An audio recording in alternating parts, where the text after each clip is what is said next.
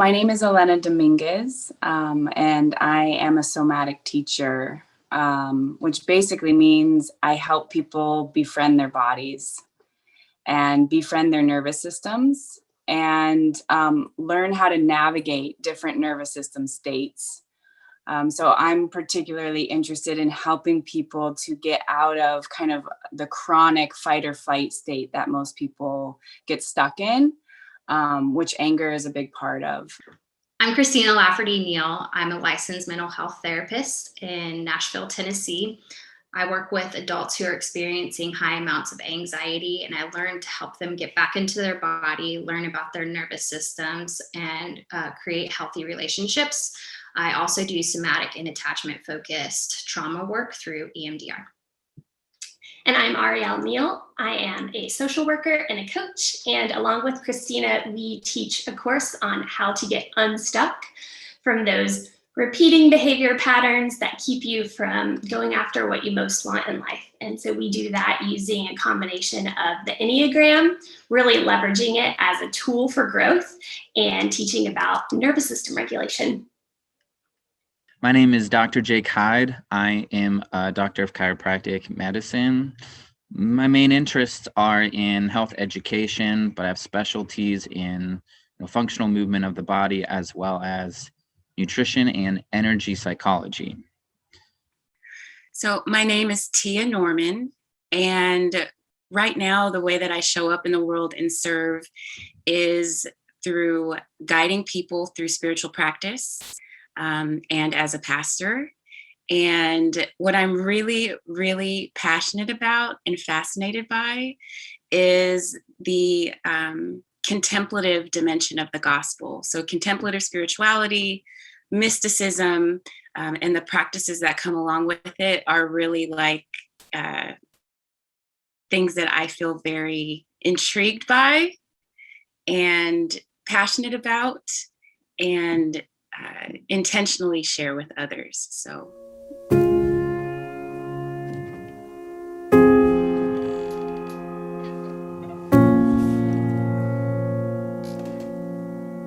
yeah, anger is such a tricky emotion, probably the most tricky emotion to befriend. And anger really is meant to help us defend ourselves, or to help empower ourselves to create boundaries. But I think because it's such a powerful surge of energy and people are so disconnected from their body, it just feels for most people very uncomfortable. And like, what do I do with this? And how do I not basically like spew off onto people, which is how many people deal with it, is they just react and do a reactive expression of that energy.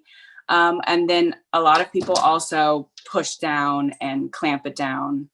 I think it's always helpful. We like to think of emotions, anger being one of them, as really psychological things, but that misses the fact that emotions are primarily based in like the physiology of our body, and that we are mammals who have evolved over hundreds of millions of years. And I think that can be really helpful, particularly to the people that we work with, in kind of depersonalizing in a helpful way what function and purpose anger is serving for us.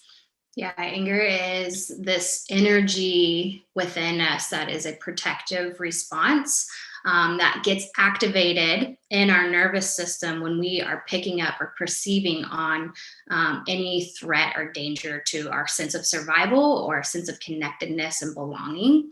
And so it is this really big mobilizing energy that helps us get back into a sense of safety and connectedness, both within ourselves, but within our communities and in our relationships too. So it's a really activating emotion, which can sometimes feel too overwhelming for people, but it's a very human and very normal and needed response by our body's most natural design. Yeah, and it really does affect our body. I mean, it creates this whole chain of physiological changes, releasing stress hormones, adrenaline, all of those things to help us out. It serves a function, it's there for a reason. And when we don't allow ourselves to experience that, there is a loss there for us. Mm-hmm. My take always on emotions is, how can we understand it? What is it for? And how can we get back to really the true essence of it? The way that I see it, the venue that I see, or the view that I see it, is through the nervous system. And when you have an imbalanced nervous system, which most people do, like I said, most people have chronic fight or flight nervous system. And you can think of the nervous system like a muscle. And basically, if we have an overinflated sympathetic or fight or flight nervous system, the other side is like this really weak muscle that doesn't engage very easily. So what happens is people start to get angry, and then fight or flight just starts to take over, and you stop being able to be rational, and you just go into like a surge of energy. So I try to help people learn how to strengthen the other part of the nervous system, which is called the parasympathetic, but specifically the vagus nerve. And the vagus nerve acts as a braking system to that, 0 to 100 thing that happens when people start to feel angry. So yeah, I mean, we're not really taught the tools to honor that emotion or give it the space that it needs to be acknowledged or validated. And it can really be healing when you do have that experience of validation and understanding from somebody else, when you're experiencing that. I see you, I hear you, you matter to me, and what you're feeling is valid, even if it's not always rational, right? I see you, I hear you, you matter to me, and that's valid. So anger is useful in such that it can be energizing, right? So if there's some injustice in the world, some wrongdoing, energy can serve the purpose of energizing you to stand up and take some sort of action. The problem with anger comes from like long after the initial moment, like the awakening to a problem, or like the best word for it would be injustice. You awaken to it, then the goal is to move on and level up in consciousness towards something like courage, right? Where you can take more appropriate action. All right. So the goal with anger is allowing yourself to experiencing and understanding it in order to kind of point yourself somewhere, or just to get off the couch or something like that, right? Just to kind of shock yourself out of life. But then once like that transformation's taken place, then anger's really no longer serving a purpose if you want to be constructive with whatever change you're aiming to make. So then you have to move beyond that. And so the problem with anger lies within being stuck in it. So my understanding of anger is that anger is an energy, and what it is helping us to see are the things that we're passionate about. Obviously, if we didn't care, then it wouldn't stir that feeling inside of us. And anger also points us to things that that may need our attention, right? So it's helping us to move our attention and showing us something that we would like to see changed, either about ourselves or in the world. How I've witnessed anger within the work that I do and within, myself, it is that emotion that can really kind of take us out of the ground of our being or our centeredness. So it almost moves us outside of ourselves, so to speak. And it's funny because I can recall times where on Sundays we'll be having a conversation and somebody will start to talk about like an experience that they had at work, right? And they'll even start with saying like, I'm over it, like it's over. But then as they continue to tell the story, you can just see it like building up and then like building up. And then their volume's getting louder, their body language is getting more intense. And then you kind of ask the question like, okay, well, are we really like, are there some other things that we need to look at and see within this? Because it seems like right now in telling the story, you're getting upset. So yeah, that's kind of how I've witnessed it. So an issue that we see a lot with anger is that, and interestingly enough, the clinical research shows anger is one of the emotions that we really know pretty definitively can cause serious health issues, okay? Primarily things like heart disease. If the majority of your life is operating in lower consciousness levels, okay? So we're talking, the basics would be shame, guilt, apathy, unforgiveness, fear, things like that. So if you're living in those consciousness states, anger can be a useful place of growth and change. But you're not supposed to stay there for very long, or things are going to start to fall apart. Not just your body, but ultimately, relationships, careers, finances. Who knows what's going to take the brunt of that? I think the big thing to point out is that, especially as someone who is introducing spiritual practices to community, is that, I'm only able to share this in this way because I have and continue to sit with my own anger, right? So I am in no position to help others see if I haven't done the work, so to speak, or continue to do the work myself. So anything that I share about anger is because it has been a dear friend of mine.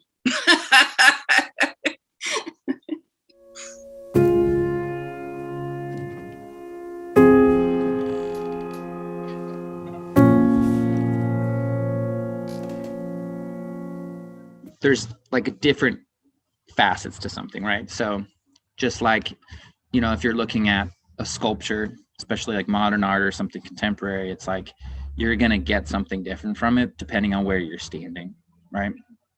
And it's all the same essence, but like different point of view. Yeah, the many different faces of anger, or the way that anger shows up for us, it's going to be in large part how we were raised, how we were shown to express anger or not to express anger. Of course, and then your own personality. So many people are raised that anger is bad, that anger, shouldn't be acted upon, or should be, you should figure that out in your own quiet room, go away in your room, time out, right? And what happens is that most people end up just not processing that anger. And specifically what I mean, like in the body, what I mean is not processing the stress hormones that come with that anger. So like I said, you have that flood of stress hormones going on with anger. But when you say, whoa, I can't do anything with this, and I'm just going to kind of stuff it down, what happens for people is then you basically are storing triggers. You're storing those stress hormones, which means that something small then can now set you off. I think that it's important to note that there is a big difference between expressing anger and experiencing anger. A lot of what we learn about expressing anger is like it must be disruptive and it must erupt, right? And like we don't realize that we can choose how to express our anger, which then to me is the invitation to experience it. And experiencing it is allowing ourselves to be with the emotion fully, to welcome it, to notice how we feel.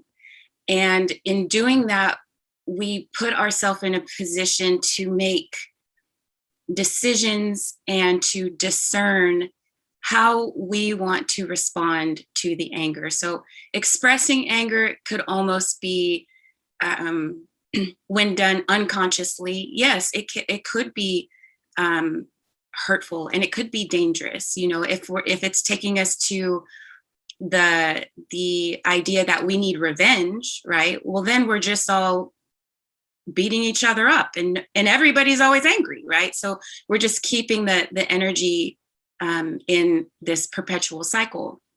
But if we can bring some awareness to our experience of anger, then we're able to make decisions that give a more holistic kind of perspective of, okay, well, I'm angry. Like, what is it that I need to do? Do I need to punch somebody in the face? The answer may be yes. I don't know. But, you're able to kind of look at it from these different perspectives. And usually when we do that and we make decisions that are grounded from that place, even if they are hard decisions, and even if, bad is subjective in this, so to speak, because even if it's unpleasant or doesn't feel well, we can trust that, we have done our best to move consciously through the experience. So if we can look at it as, instead of being good or bad, and just look at it as information, like, I'm angry and this is information that I have. And so what do I want to do now that I have this information? Being able to understand your own nervous system and your instincts and how they are protective and in favor of you doing well and surviving, and having the relationships that you desire, and this relationship to yourself that you desire, is so needed. A lot of times when you're taught to ignore these emotions, or aren't given the space to fully express that, or feel validated in them. Quite literally, it shows up as a fight response. It's fight energy. Our body tenses up. We become shaky. You might become really warm. Your heartbeat's going to start going really fast. And what's happening is your sympathetic nervous system is getting activated, which is from the base of your brain to the middle of your back. And that sends mobilizing energy into your extremities. So you're probably likely to tense up, maybe hold your breath, tighten your jaw, your brow becomes furrowed. So there's lots of signals that go on in your body. But the smallest things of, being witness to yourself, having safe witnesses to be there with you, creating a felt sense of safety and connection in your own body through compassionate, self-holding or containing exercises, or even being able to slow your breathing down all the way down into your belly and expanding and making room for that, saying, I welcome you. All parts of me belong here right now. I can handle this. And I'm listening to you, is like huge work. We're just not taught this stuff. And even into adulthood, it's fully possible to learn this stuff little by little over time. But it can be contained, it can be held, and it will not, with more safe experiences with that, your body learns that this will not overwhelm you. This will not harm you. It's safe to express. And there are people who do want to support you in that. Something that has been helpful to me is, I use the description of like being outside of myself, or pulling myself off center, or allowing myself to be moved off center. So that to kind of evaluate where we are on this, under this broad umbrella of anger, I find it helpful to return to myself. And so, like, literally, where is this feeling showing up in my body, right? So if we were to ask a question like, where does rage live in your body, right?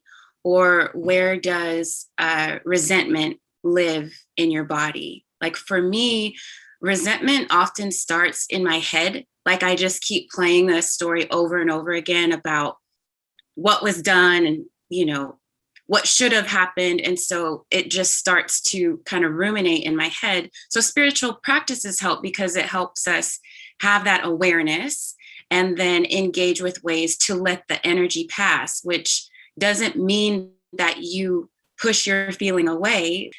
You befriend it, right? It's a way to welcome it, as a way to let it go, which is very counterintuitive. I feel like resentment has physiologically or emotionally a bit of a less charged feeling than anger. And I kind of tend to think of resentment as if anger has gone unexpressed. So if you didn't give yourself that opportunity to feel those feelings of anger, it can morph into kind of a lower grade feeling of resentment. Resentment really tends to carry that clue of some unfairness or injustice has happened.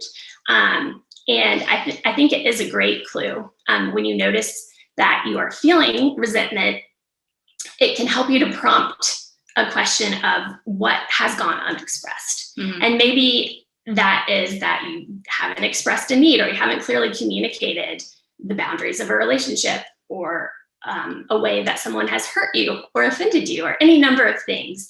So I think resentment is a really good one to kind of clue into, in terms of not staying in that. If you stay in resentment for a really long time, it really takes away your agency as a person, because you're not accepting or showing up for the invitation to do something about the situation. And maybe that something is you can actually change the situation. Sometimes that's not the case. And the something that you need to do is to remove yourself from the situation or adjust your relationship to the situation. Any of those things can help to relieve resentment. And again, I think this comes back to like, what is the function or what is the action that's being asked of us? Any of these emotions, we're brilliantly designed beings. Incredible, like it's just astounding. Mm-hmm. That's something that I'm always amazed at. And so they don't happen for no reason. And when we can actually take whatever the action is that we're being invited to pay attention to, then the situation can correct. And that may not be explicitly like, the world and our lives become this ideal, magical place, but it gives us back some of that agency that otherwise can really morph into those more shut down feelings of depression or apathy and things like that. Now, the opposite then would be over expressing anger, overly, and this is more of the rage face of anger. And so when somebody starts to feel that sensation, that rising sensation, that heat, that heart pressure, then instead of pushing it down and stuffing it down, they start to yell or hit or punch a wall or do something even worse and more damaging, right? And so we can see why people are afraid of or think that anger is bad. But this is an extreme of anger. It's not an honest, balanced anger. So this is the other extreme. And with that, unfortunately, what happens for a lot of people is they actually get addicted to the sensation of anger and rage, and they get addicted to those hormones that get pumped out with that. And so there's this feeling of empowerment, there's this feeling of release. And so then we have what's called rageaholics, or some lesser version of that even. And it's just an imbalanced version of anger. It's somebody who doesn't have what I was talking about, that vagal brake or that parasympathetic nervous system to pump the brakes and say, whoa, whoa, whoa, whoa, whoa. We don't need to fly off the handle for this situation. Emotions like anger, in their essence, in their purest forms, are, teachers of life. It's supposed to teach you something about yourself, how the world works, how to better behave, how to make better choices moving forward. And that's true for the really low conscious ones, like guilt. It's like, if you're feeling guilty, it's like, great, what did you learn? Maybe this behavior wasn't the best thing for me or for my community or family. And then the goal is to not feel guilty. The goal is to move on in gratitude for lessons learned. Anger works the same way. It's like, the goal is not to feel angry. The goal is to learn something and then move on in gratitude for, understanding something more about yourself. Not expressing anger isn't the solution, right? Because all that's going to do is basically build resentments, is kind of the psychological phrase for it. But in the body, it's building stress, and it's building the potential for you to get angry at ridiculous things or irrational things. And so many of us have had that experience of your whole body experiencing anger, that uplifting energy, that heat, that heart racing type of feeling, but your mind being like, oh, why am I, this is kind of a stupid reason for me to get mad at. Why am I doing this? So it's this huge disconnect between the mind and the body. If you've had experiences where I have spoken up. I have tried to practice a boundary or communicate a boundary. I've asked for what I've needed or stated an opinion and I got shut down or dismissed in some way. It might become a learned behavior to stay quiet, to stay small or agreeable, more palatable, to play nice, and not show these big feelings that might make other people uncomfortable. And when you are working to like keep the peace externally, that can cause a war inside, right? And so if you go all day long with these unexpressed emotions in your body, at the end of the day, that can really rise to the surface and create some resentment around the people around you. Maybe to the extent of, I'm just thinking of some of the other words that we use, contempt. Like contempt feels like an extreme, it's like a loathing. It's a very visceral feeling towards something. So if we think of, we have anger unexpressed goes into resentment. At a certain point, resentment unexpressed could kind of go back into this really charged contempt of just, complete. We can see I'm struggling even for the language of this. So this is something that as a whole, our society could use more practice with. Yeah. And it can feel really hard to contain or hard to express. So it can come out as rage. Maybe a lower tone of that could be bitterness, just being really short and snippy with people. But I think the best ally that we can have for expressing and holding and containing our anger in a really healthy way is to have to be witness to it. So honoring that and naming that in ourselves, and also having safe people around us who witness that with us and are willing to get uncomfortable. I think contempt might come more from like anger towards self. You don't like yourself and you act in a way to try and level the playing field. Like contempt seems to be the most poisonous to me. It's like, I don't like myself. I don't want you to like yourself either. I'm going to treat you with contempt. And that's why I think anger can be helpful in building a relationship, like a romantic relationship where you're growing. Be angry and still like loving to the best of your ability. Contempt is, to me, super unloving. And contempt is an attempt to get someone to feel shameful, to feel less than. Many times in our culture, we are taught to prioritize the comfort of others over our own comfort. So when we don't express our anger, it's because we don't want to ruffle anyone's feathers or upset the situation or things like that. And that's absolutely something that many of us learn to do at a young age. What I would highlight, I guess, is that there's still going to be, a bad effect or a consequence of that anger when it's not expressed. It's just probably going to be internalized for us. And so that could even turn into chronic illness or inflammation. Again, going back to the physiology of this shows up certainly in, how common chronic illness is. Yeah, definitely physical health. I mean, it's all connected. So when you have a lack of health, everything's going to be involved. Because the body is really just a mirror for our mind, and vice versa. We're just constantly mirroring ourselves. And the more connected we are, the more integrated we are, the healthier we are. So with anger, specifically, it's really, like I said, it really affects the heart. And these stress hormones are just really taxing on the heart. And so heart disease is hugely connected to anger. So hypertension, these types of things that basically are taxing the heart is something that you see with anger, with chronic anger, like chronic rage, but also the chronic resentments. So the people who might even say, well, I'm not an angry person, I don't get angry, also have hypertension. And what is that? Well, actually, you think you don't have anger, but if you're a human being on this planet, you do have anger, and it's affecting all of our hearts. And if we don't have a way to healthily express it, it's going to definitely impact the physical body. And I think there's also a distinction to make between feeling or expressing anger versus acting or behaving on that anger. And so saying that anger is okay and it's healthy to experience does not mean that you need to go rage against another human being or hurt another human being. That's not excusable. Often that will happen in some sideways way if you don't allow yourself to express the anger and feel those feelings in your body.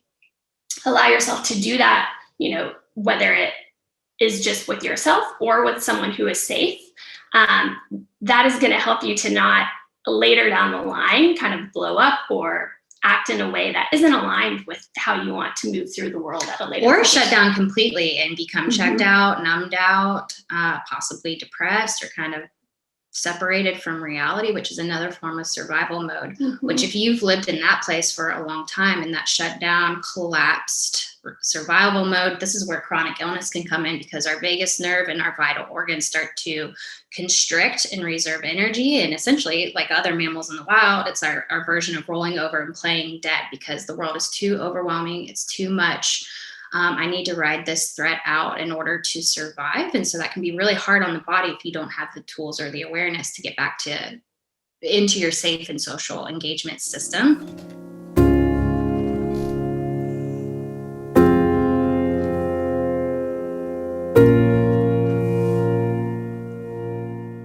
Yeah, so what I talk about is honest anger, what I call honest anger. And what we're trying to get to, like I said, there's resentment, and then there's rage, and then there's a middle ground. And where you want to get to is basically has a lot to do with, like I said, balancing the nervous system.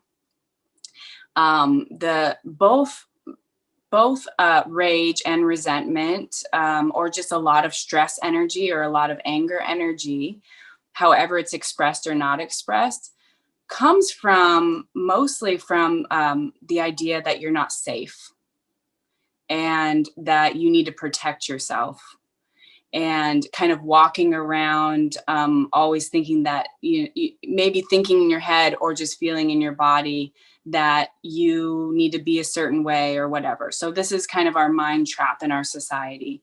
And so until people look at the fact that okay, I'm just carrying around stress all the time. Until we look at that, we just basically have unconscious fear all the time, and which just makes extra anger. So that's one thing to do, is to take a look at how may you be creating extra anger in your life that doesn't even really need to be there. And so often going through what are the little things that kind of cause flare up anger for you. For a lot of people, it'll be driving or conversations with people, and just kind of deconstructing those things. And like, am I safe? Am I safe when someone cuts me off or someone's driving too slow? Am I safe? And how can I remind my body that this actually isn't a situation where I need to fight anyone? Because that's what those stress hormones are literally meant to help you fight someone. So this is an internal conversation that you have to start to have.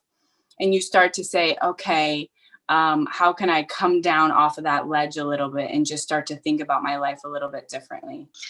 And part of doing that, to get unstuck out of that shutdown collapse mode and to begin, mobilizing back into your life and back into your body, is that you do have to move through that sympathetic part of your nervous system where you might feel some anger, you might feel some grief. And for some people, they don't have the skills to process that or hold that or the support for that. It can feel like too much too soon again, and they go right back into shutdown collapse mode. Anger, once it starts, tends to be this 0 to 100 thing that happens to people. And they don't even have the chance to say, am I safe? Because their body just says, I'm not safe. They cut me off. I'm and they start to go off the handle. So, so the expression goes. So I work with people to help develop the vagal brake. So the vagus nerve is the longest cranial nerve that just winds through our throat, our heart, and all of our organs, that is really there to help us relax. And when we engage it, to engage a sense of safety, engage a sense of groundedness. And this is something that we really aren't taught how to engage this nerve. And actually in our society, we actually, a lot of things is away from it. So one of the things is a lot of like cuddling or snuggling when you're little. And then also when you're big, slow eating. So relaxing and eating slowly. In our culture, it's like, get food and eat while I'm driving, right? And so we're doing the opposite most of the time. Just gentle, peaceful conversation with people where there's no one-upmanship going on. That's very important for the vagus nerve. And humming and singing. So this is where we can look back to a lot of ancient cultures and traditions and religions where there's so much humming and chanting and singing. And what they're doing is toning their vagus nerve and creating a place of internal safety and internal refuge. If you've got lived experiences or memories that are held in the middle part of your brain that says, if you speak up or if you ask for what you need, or if you're uncomfortable and you state that, and you have a history where somebody's minimized that, maybe made you feel embarrassed for it, not believed you when you said that, or said, that doesn't make sense, that's irrational, just calm down, just get over it, go take a break, go walk. That can separate you from your instincts, which can say that it's not safe to trust that I know what I feel. I don't know what's best. This is going to be too, I don't know, it can create this feeling of like I'm out of control or I'm untethered here and I don't have the space to hold this. And that can feel unsafe. But I think a lot of the work in doing this is learning the difference between uncomfortable and unsafe, and distinguishing, if my smoke alarm is going off in the home of my body, is this really like fight, flight, danger happening here? Do I need to get out? Or is this really just a knock at the door and an invitation to listen to what's going on inside, right? When does anger, people talk about like anger can be like this expression or like a secondary emotion to things going on, other things going on below the surface, like feeling hurt, lonely, sad, going through grief, shame, guilt. And I think on some level that's true. It can be a secondary or more easily, an expression that's easier to show because it keeps people at distance, maybe helps keep you safe from your most vulnerable parts. But I also think it's a proper emotion in and of itself, that because we're just complex people, right? And we can hold multitudes of things at once. And so I think you can hold both grief and anger at the same time. And usually the two actually go hand in hand. I'm feeling sad or hurt about something. I'm angry that happened. And again, that's an invitation to repair and restore the situation and your relationships. These are good feelings. They're needed emotions. It's part of our human experience. They will not harm you if you learn how to properly engage with them. So I don't know when or where or why we made this agreement that the full spectrum of our emotions are not holy, right? Our anger is holy. Our grief is holy. And so to only want to accept the pleasant and the good is just living into half of the gospel, right? It's not living fully. So I have and maybe you can relate to this, like when we want to push our anger away, so to speak.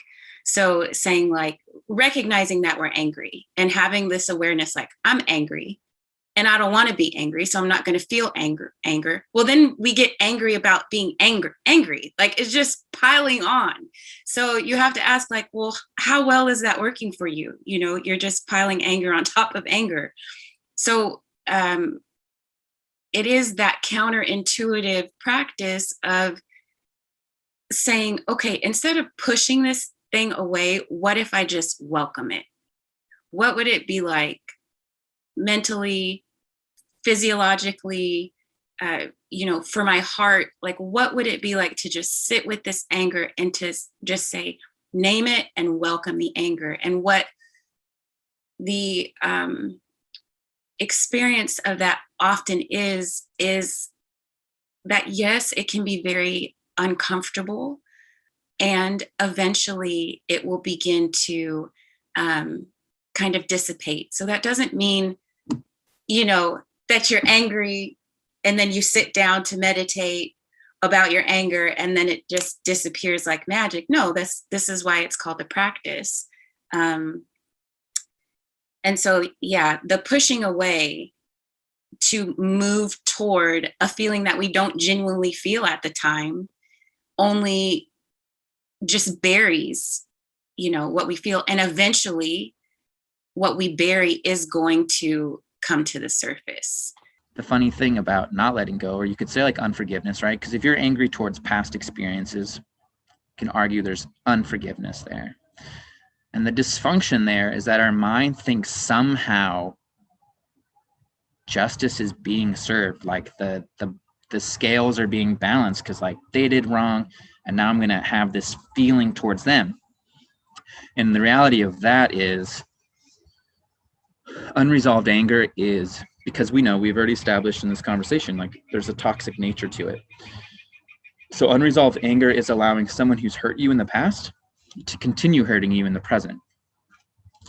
And that's ultimately a type of unforgiveness towards self, because if you loved yourself, if you wanted the best for yourself, you would feel that anger was serving to harm you, not help you. Anger can be a good transition point from, say, apathy or shame to courage, right? And ultimately, like higher consciousness states like love. In that situation, it could go poorly, it can go really well. And you see a lot of like the giant societal changes that have happened maybe started at a transition of anger initially into appropriate action and ultimately love. There is this idea that we've held on to, that God is somewhere judging us, right? And so if we were to experience our anger, then we're putting ourselves in that position to be judged. So I think it's a combination of that, and I also think it's a combination of the fact that we just like to be comfortable. Like we want things to feel good, be easy, everything is at the touch of a screen, the click of a button. And to experience anger fully, it is not fun. Like it is not fun, and it's not a place that many people want to go. So the work required of it also has a little bit of fear around it, right? And so it's important to point out that what we feel is not who we are. Like just because you feel angry doesn't mean that you are anger, right? That you are an angry person. Now, of course, we all know those people that just seem like mad at the world and grumpy all the time. But it's really important when we're discussing this and when we're discussing spirituality and God, to know that our identity is not grounded in the emotion that we feel. That is just an emotion that we're feeling. When someone's operating out of anger, you really have to think like inner child mentality, right? So a kid on the playground throwing sand. Okay. So this is a kid, who has unmet needs, unmet desires, is hurt, is wounded, and confused or scared, and they're lashing out on a way to try and resolve something or get attention. And you don't want to tolerate poor behaviors, right? But you also have to understand, the poor behaviors are coming from a place of woundedness and hurt, right? And so it's helpful to get clients or people you love to kind of see that like their anger that they're holding on to or that they're acting out of isn't who they are. It's what they're experiencing, but it's not them. And you can literally just say, I want to just practice feeling and expressing anger because it's something that's hard for me. And you can do that even without words. So I usually teach people how to express the energy of anger first. And so I have people sit across from each other and just hold hands is a really simple exercise. And you can just hold hands with a loved one or a friend. And then one person practices being the receiver, and one person is the person practicing expressing anger. And so holding hands, that person expressing anger tunes into the sensation of anger that goes on around solar plexus to chest to throat, usually for people, to jaw a little bit, and arms, and feeling that and letting it kind of move through. And whether that, you might hear it in the breath a little bit, or there's a little bit of squeezing in the hands, and facial expressions. And so just doing that and knowing that the person across from you is just a safe receiver. And so you go through this experience. And what always happens is the people, then we come down from that and we take a breath and we just ground. And then they say, wow, that was so releasing for me. I felt such a weight, and I felt like, thank you so much for being there to just not judge me and to just receive that I have anger. And the other person, is like, wow, thank you for expressing anger. Usually they go into it a little like nervous, but they come out of it really impressed and in awe of the energy of anger, that it's actually not a bad thing, that it's actually when we can come to an honest expression and learn how to, like I said, titrate ourselves. So learn to express a little bit at a time until we're able to stay in a balanced nervous system and express anger. And when we don't give ourselves and the people in our lives the ability to express that anger, we are also, it's an incredible disservice, because we're not giving the chance for that type of connection that relies on being able to express all of those things, both if you are the one who is experiencing anger, or you're the person who's being invited in to actually observe and witness that experience for someone else. And especially with couples, it becomes actually a huge intimacy thing. That's like, wow, there you are. There's that person that I love. There's your energy there, and it's really totally a connecting piece.